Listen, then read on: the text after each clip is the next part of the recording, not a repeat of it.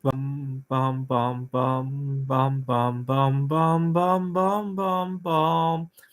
The Peter Dislike Show.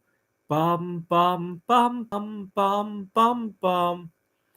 I'm once again asking for your prayers, and you can pray for me by leaving a dislike on this video and any other video on my channel. Just leave a dislike. And I searched everywhere to see if there's a way you can get your own dislikes to be publicly viewable again, and I couldn't find a feature to do that on YouTube. It doesn't look like YouTube wants anybody to ever see a dislike again, and it's almost like the concept of disliking has become a almost like a curse itself, right? Almost like a middle finger, right? Actually, I got in trouble at my previous job at a tutoring center for using the dislike gesture at the students and at my boss, among other people. Um, my boss in one of the write-ups, my boss said I had used inappropriate gestures at our students and some of my colleagues, and so it's almost like the thumbs down finger has almost become like a middle finger, like a 21st century middle finger, right? Sometimes I get into road rages from giving people dislike fingers as well. The other day, one of the biggest problems is that here in the Phoenix area, so many people text and drive, and I get very angry every time I see it. One day I was walking, and the car next to me, the guy was texting and driving. I knocked on his window. He refused to acknowledge me, and so I gestured to him, and he got very angry, and he took off. And when he took off, he almost dragged me along for the ride because I was still knocking on his window and gesturing at him, and scared the crap out of me. This is at a four-way intersection. He must have took off going from 0 to 60 in like half a second. It just scared the crap out of me.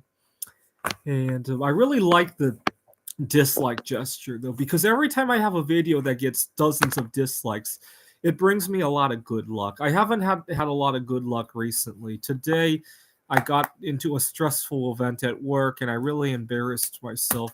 I think part of the problem is that I've been dealing with a lot of drama at my new apartment, and I've been dealing with it by trying to be the bigger person with our apartment manager. Even when he has disrespectful remarks, I'd still be the bigger person and to make him realize how wrong he is. And I won big time at my apartment. The frustrating part is that I expended all of my energy dealing with that I didn't get anything that I wanted to do at work. See, tomorrow is Solo Sexual Pride Day, and I swore that I was going to take the day off. And unfortunately, I didn't have the nerve to ask for it after dealing with what I dealt with at my apartment. I kind of, and I really love all of my students. I didn't have the courage to ask for it. And so for the third year in a row, I have to work on Solo Sexual Pride Day, which is really frustrating because in 2020, I took the day off on Solo Sexual Pride Day. I think it was was it a weekend or something? I can't remember why I had the day off that time, but I had a really good time. I went to my favorite restaurant and all that, and in 3 years I never got the day off again. This is really frustrating. And so I was angry, and then I see my colleague taking off again, and I have to fill in for him. And one of my students, or two of my students actually, have disabilities, and they have to they're behind on their work, and they have 3 weeks of extension, so I won't be able to go away during the holiday weekend again. Don't get me wrong, it's not the disabled students that I have a problem with. It's the setup that we have to stay here for the additional weeks to deal with that, right? There should be a better way of handling students like that, right? Don't get me wrong, those two students are very nice to work with.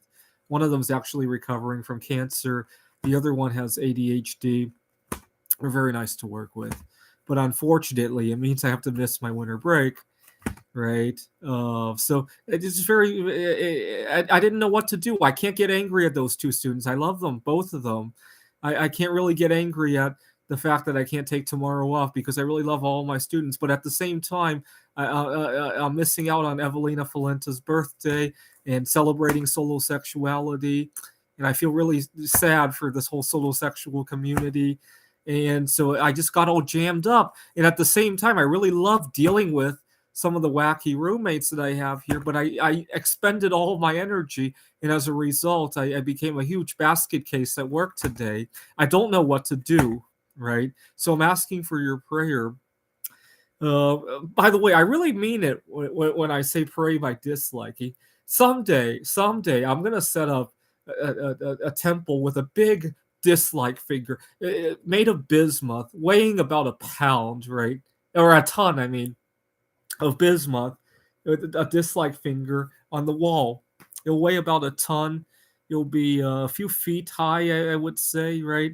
Kind of like in 1971 when the Filipino treasure hunter found this huge Buddha in the Philippines made of solid gold, right? I want to make a dislike finger weighing about a ton made of solid bismuth.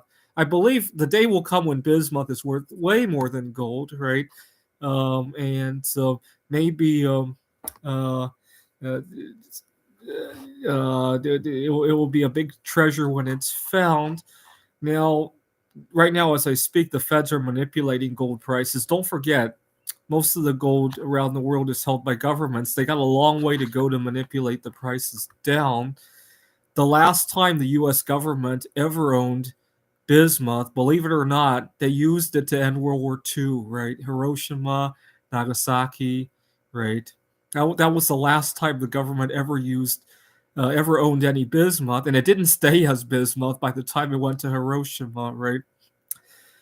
All right, please pray for me by disliking this video. This is the Peter Dislike Show. Bum bum bum bum bum bum bum bum bum bum bum bum. The Peter Dislike Show. Bum bum bum bum bum bum bum.